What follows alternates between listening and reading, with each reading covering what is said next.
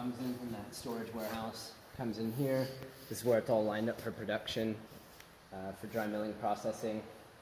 And this is ideally, we've already decided how the lots are going to be blended. So if we've got two different lots, say a wash process from the middle of December and a wash process from early January or something, it's from the same farm, and then we cup it and say, okay, the profile matches, we're going to blend it, cup score is close. Ideally, we're going to start blending it here because it's going to be much more blended. There's a blending silo later on, which I'll tell you about, but ideally you would blend at parchment stage first to get really good blending. But into the loading pit, another separator. So we're constantly using this because, as you know, you have a cafe, so you've been through the experience of probably finding a stone in your grinder. Thank God, no. No? Never happened to you? No. Well, you are a lucky one. Yeah. But it's a costly thing, and so constantly removing foreign matter and stones throughout the coffee processing. So into the elevator, there's a big magnet in this pipe here, and into the destoner, cold holder, and catador. And so basically, this removes the parchment layer without creating heat, which is a common issue in dry milling coffees, is heat generation. So removing the parchment layer and going through the holder. It's got all sorts of like recirculatory stages where, like, if it didn't quite hole all the way, it'll send it through again. And this is the catador, which is basically just using air pneumatics to separate the dense green seed from the extra parchment and dust. Parchment, an actual shell, is going into that bag. Dust is going into that bag over there. Pretty sweet. Yeah. And then this is an actual polisher. So this works a little bit more like how a traditional holder works. Other grains do. But the idea here is kind of like the demucilator, where it's like I control the input, the amount of coffee going in, and I control the output, this damper here. And the longer time it spends in here, the less silver skin it will have on it, so it's polishing it. Yeah. But the longer it spends in there, the more damage I can create, and the hotter it will get. I was going to say. So we can take a sample here to the touch if you want, or we have an infrared gun so we can check the temperature and make sure it doesn't get over. I set it to about 36 or 38 degrees. Sweet. So yeah. And from there, Screener, yeah. into the size grader, which is currently set up for 19, 18, 17, and so on. So you guys do pea berries too? Yep. So yeah, the pea berry is actually set above 15. Right. Because the screen shape is oblong instead of round, and so it catches the size 11 pea berries while the size 15 falls through.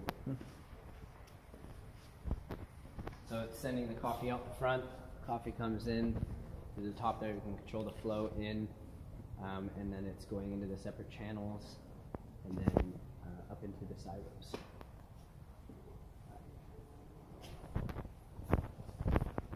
This is ideal if you're ever going to build a dry mill. Why it's not sitting in there, right? Doesn't quite. Oh, because they got it on it, yeah. Yeah. That's actually supposed to be on the other side. But anyway, ideally you have multiple pits all over the dry mill so that you can accept coffee from different stages in the process. So some people want to hold their own coffee, blend it, do whatever they want, and then they just want to use our gravity table or use our color sorter. So that's what you do, the color sorter too? Yeah. Nice. So into the gravity table, it's probably one of my favorite machines in coffee, and also the most misunderstood machine in coffee. The classic Oliver table. You can adjust table front to back, side to side. You can adjust the flow of the coffee going in. You can adjust the throw, so it's the shaking of the table, which is sending all of the coffee upslope. And then you can adjust the airflow and the angle of the air. So if I control the airflow and I angle it this way, but I'm throwing all the coffee this way, The heavy dense stuff is going to make its way up the table. The light frill and undent stuff like shells and chipped coffee is going to make its way down to the bottom and then run those off outface. first. Yeah.